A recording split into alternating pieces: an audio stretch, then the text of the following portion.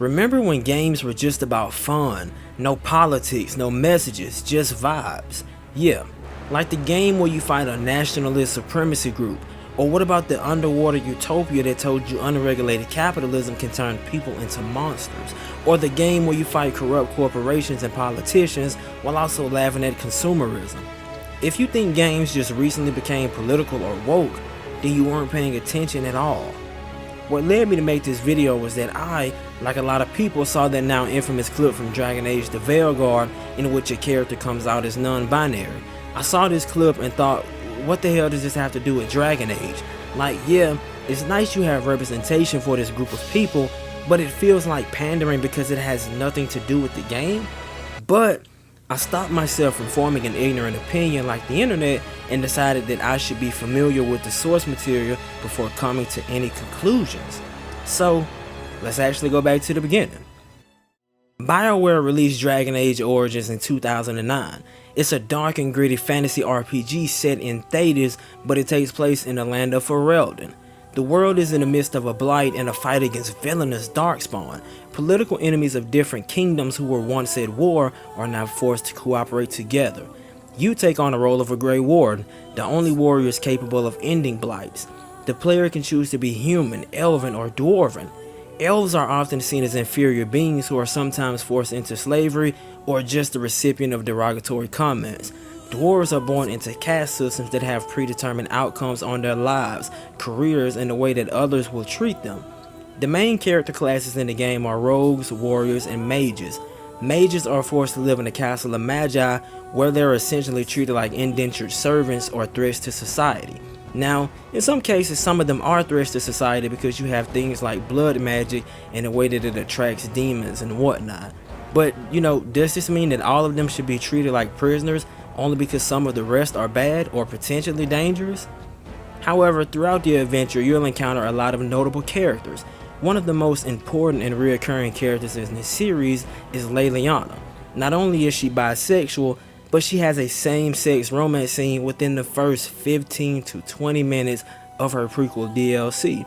Now, I mention this because some people love to say the argument of, in these games nowadays, they're forcing this stuff upon us. We're forced to see the LGBT inclusion. An example of that would be the side quest in Spider-Man 2, where Miles does something for a kid at school, if I remember correctly, and it's like the kid has a boyfriend or he has a crush on another guy, and a lot of people hated it. They was like, this is forced. I just gave you an example from 2009 in which, nobody ever complained about it. Nobody ever said it was forced. But if it came out today, people will say that it was forced. So I just wanted to mention it.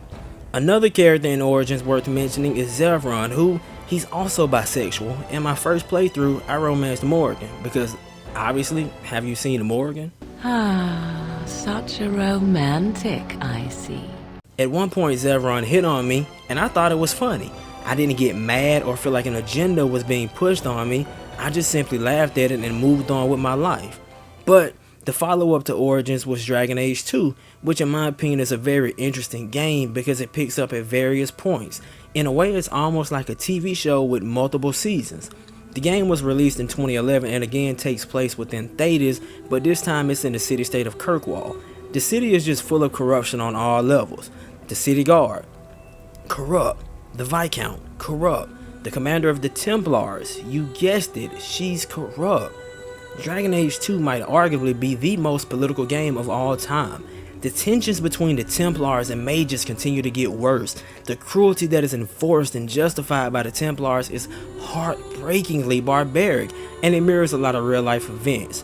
To make matters even worse, you have the mysterious Kunari who've washed up and they're refusing to leave. But in Dragon Age 2, you're playing as a preset character named Hawk. You can choose to be a warrior, rogue, or mage, and again, you can be male or female, is really your choice. But if you choose to be a mage, you'll receive multiple threats simply for being one. That's what I did. I chose to be a mage, got lots of threats, but in also unique twist, you see a lot of moments where people who are mages, or they might have a loved one who's a mage, and they'll ask you to help or help them. So it's a really interesting point of view. I will say the writing was amazing. And again, for a game from 2011, there's a ton of diversity in the cast of characters. I really want to point out Isabella and Meryl, who, again, just like Leliana, they're both bisexual. Meryl, however, she often faces discrimination because she's an elf and a mage. Talk about a double whammy. But the follow-up to this was 2014's Dragon Age Inquisition, which won Game of the Year. In Dragon Age Inquisition, in my opinion, is really the wokest game in the series. I don't want to spoil too much of Dragon Age 2, so I can't mention too much about Inquisition's plot. But what's important is that you're the head of the Inquisition and known as the Herald of Andraste. If you choose to be a mage, or in my case an elven mage, you'll receive tons of threats and face discrimination simply for being one. It even creates unique situations, again just like Dragon Age 2, where people react to you accordingly because they either hate you or they just don't care about your background. Now, the representation of characters in this game is by far the most diverse in the series. Leliana returns, but some of the newer additions are where things get interesting. Sarah is a lesbian, and Iron Bull is a leader of a group of mercenaries. He's Kunari, but he's also bisexual. But what is even more interesting is that one of his companions in his group of mercenaries is a guy named Krem, who just so happens to be trans. And guess what? The game has an in-lore explanation. Did you always know? Yes. It's not the most fortunate thing to know about yourself, growing up in Tevinter, one rung above slavery. In Kunadar, Krem would be an Akunathlak. That's what we call someone born one gender but living like another. And Kunari don't treat those Akun people any differently than a real man. They are real men, just like you are. Maybe your people aren't so bad after all. Why did you decide to live as a man? I didn't decide anything. I've been like this my whole life. My parents wanted me to marry up. They tried to find me a nice merchant's son. Every day, put on a dress, look into my father's shaving mirror, and just hate myself. How did your family react when you started? My mother wanted to throw me out. She said if I didn't marry well, I was dooming the family to slavery. She was happy to take the money I set as a soldier, though. Not that it mattered in the end. My father. When I was little, he'd angle his mirror down so I could pretend to shave, just like him. He never said anything, but I think he knew. Which means the entire Veilguard controversy is pointless. The character in Veilguard is Kunari, and the Kunari has lore for trans people. But Inquisition doesn't stop there. You have an entire plotline and even a prequel book about Empress Celine and her lesbian lover / rival, Briala. You also have a companion named Dorian. He's a Tevinter mage who's gay, and he had a falling out with his father about it. Need to. I prefer the company of men. My father disapproves. I'll need you to explain that. Did I stutter? Men and the company thereof, as in sex. Surely you've heard of it. This is not exactly news, Dorian. And why should it be? Why should anyone care? I have no idea. He even mentioned something relatively similar to like conversion therapy. No, it is called for. You called for it by luring me here. This is not what I wanted. I'm never what you wanted, Father. Or had you forgotten? That's a big concern in Tevinter, then. Only if you're trying to live up to an impossible standard. Every Tevinter family is intermarrying to distill the perfect mage, perfect body, perfect mind, the perfect leader. It means every perceived flaw, every aberration is deviant and shameful. It must be hidden.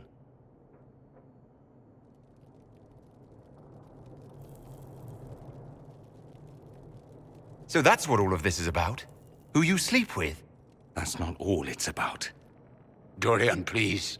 If you'll only listen to me. Why? So you can spout more convenient lies? He taught me to hate blood magic. The resort of the weak mind. Those are his words. But what was the first thing you did when your precious heir refused to play pretend for the rest of his life? You tried to change me. I only wanted what was best for you. You wanted the best for you. Your fucking legacy. Anything for that. Since we're on the topic of conversion, it's time to shift to other examples. There's people who will argue that gay people, people of color, and women aren't necessarily the same as woke. Thankfully, we have highly uneducated morons in this field of expertise. And wokeness himself says that race swapping and speaking negatively of law enforcement is woke. This way of thinking certifies that GTA San Andreas is woke garbage. At the time of its release, every single game in GTA was from the POV of a white protagonist. If it came out today, people would call it woke garbage because they suddenly introduced a black protagonist. And it's like as soon as you jump into the game, you're introduced to a group of racist and corrupt cops led by Officer Tenpenny, who are ultimately the antagonists of the game. And again, the themes of racism, corruption, and police brutality aren't even subtle. Carl, it's Officer Hernandez. Who? Officer Hernandez. I work with Tenpenny and Pulaski. Oh, the bitch. What the hell you want? Hey, show me some respect, boy. Go fuck yourself. You just a bitch. You watch your tone, boy. Now listen, I've got a message from Officer Tenpenny. Don't try and leave town. That would be a big mistake. You hear me? We're watching you. Whatever you say, bitch. The game quite literally features the LA riots. In the game's lore, the Los Santos riot started as outrage from Tenpenny's acquittal. Keep in mind that San Andreas is set in 1992. In real life, the LA riot started in 92 as a result of 4 officers being acquitted for the beatdown of Rodney King. GTA San Andreas was released 12 years later in 2004. That would basically be the equivalent of GTA 7 coming out in 6 years in a fictionalized version of Minneapolis, and features a mission that has a riot as a result of police brutality, which in itself is even crazier considering the recent events in Minneapolis as of this year. That shit would be aired non-stop on Fox News and in tweets from Trump and JD Vance, which again is hilarious as well because Fox News has a history of targeting games that they disagree with. Stay the fuck from around here, punk. Hey, nigga, fuck you. At this point, everyone is pretty much familiar with BioWare's follow-up to the Dragon Age series, Mass Effect. The first Mass Effect game came out in 2007, and it had a lot of critical acclaim and a lot of love from fans, players, etc, etc. But somebody who didn't like it was Fox News. They really hated the LGBTQ plus inclusion into the game. Characters like Liara, who, she's bisexual. So when it came to make a sequel in 2010, BioWare had to cut a lot of planned LGBT stuff because they really didn't want to get much backlash from conservative media like they did when the initial game came out. And so once you play the game itself, this becomes even more true. Again, they have come out and confirmed it themselves, but when you play it, for example, a character like Jack was intended to be bisexual or pansexual, whatever term you would like to use. And so they had to change it in the sense that female Shepard could not romance her, even though that was intended. She was supposed to be romanceable for both Shepards. But once you talk to Jack, she sort of comes out. She tells you that she was in a polyamorous relationship with a man and a woman. When I was starting out, I ran with this girl Manara and her boyfriend. They knew their way around. I thought they'd help me. Right. They helped me into their bed. And when we finally did take down something big, they helped themselves to my share of the take. I knew where it was heading, and I got them first. Never bothered with friends after that. 69. In your dreams. You know, the Normandy's empty right now, and it has a really nice shower. I mean, let's be for real. If this came out today, what would they call it? They would call it woke. People would say, hey, why are you forcing me to hear this, etc, etc. And Mass Effect doesn't stop there. You have so many more other themes that are explored. Eugenics, for example. Genocide, for example. Everybody knows about the Krogan and they have this disease called the Genophage. Not gonna spoil where it came from, but once you learn about who made it and why it was intended to wipe the Krogan out forever, you start to see, food for thought. And again, while we're speaking on the aliens, one of the most important characters, well, I say that as a biased person because I romanced her. One of the key characters in Mass Effect is Ashley Williams. Ashley does not like aliens, and that's putting it lightly. She hates them. She's racist towards aliens. I think, what do you call it, xenophobia? She hates them. But on the topic of Cerberus, which is like this extreme human group, they're like terrorists. She even tells you, hey, I'm not a fan of aliens, but these guys are too extreme for me. And of course, throughout all 3 games, she begins to acknowledge, hey, you know, I shouldn't have been saying this. These things were rude. These things were ignorant. And she begins to accept that the aliens are cool. They're okay. And again, this is an entire concept explored in the entire series. The aliens don't really view the humans as equal. Hey, my friend doesn't like alliance types. Buddy, we're right in the middle of something. I don't like alliance types either. But we still have to learn that at the end of the day, we all have to work together in order to survive. Another thing that I would like to point out is that in Mass Effect 3, when you're going back and forth, you know, in between the Citadel, if you sit there and listen to all of the conversations in the background, you'll actually hear a human woman discussing her affair / leaving her husband because she's having an affair with an Asari. And if you play Mass Effect, the Asari are all basically women. There's no men. So, you know, and she says that she's gonna leave her husband. What do you think this is an allegory for? Hell, I don't even think we can say this is an allegory. It's right in your face. And if it came out today, people would say that it's forced. People would say that it's woke. And so it's like, I don't understand. Doesn't matter how I do it. I just need to tell him about us. Wait. Us? You and me. He doesn't need to know that. Wouldn't it be better for him to just know that you'd grown apart? I thought I was supposed to be honest with him. You are. But you're just being tactful, not rubbing it in. After all, it's not like I'm the reason you're breaking up with him, right? It's the war.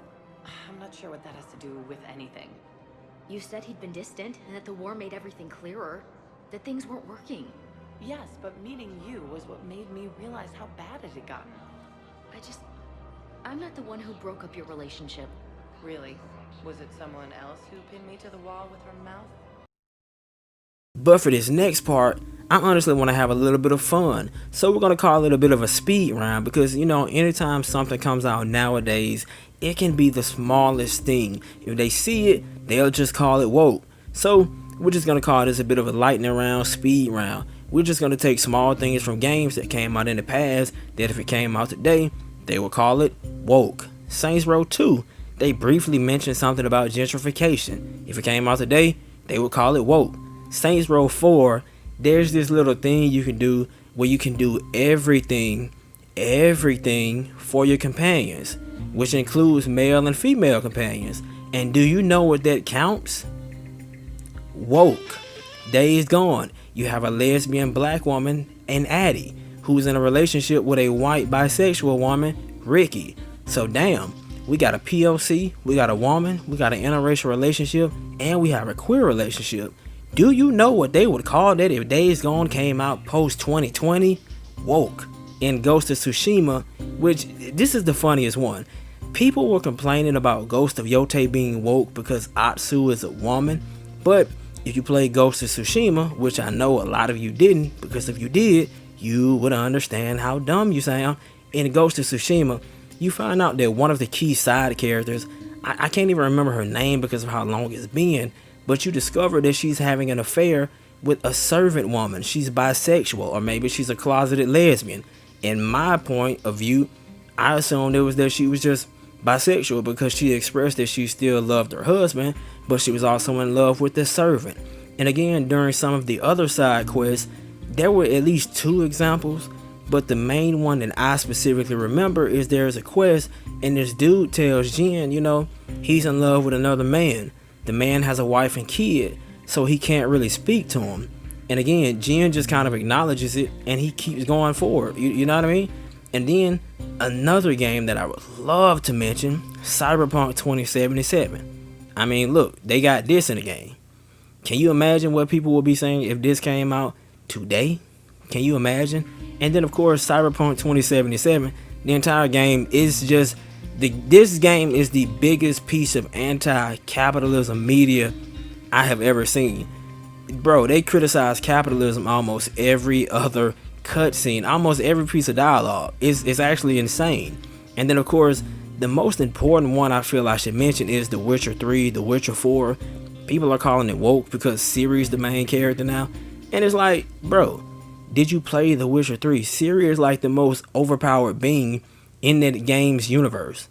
And even in the books, she becomes the main character at some point. And then Siri is also bisexual. I mean, like, what is even the problem?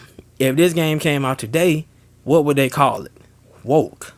But in conclusion, I'd like to say that video games didn't become political overnight or because of a trend. What changed is that some people started paying attention to what the games were about and what they were showing you, and they started to react to what they were told to feel by outside groups and politicians. But there's just a little bit of food for thought. Let me know your comments. Let me know in the comment section, what are your opinions on it? What are your thoughts on it? Do you agree? Do you disagree? Why do you feel that way?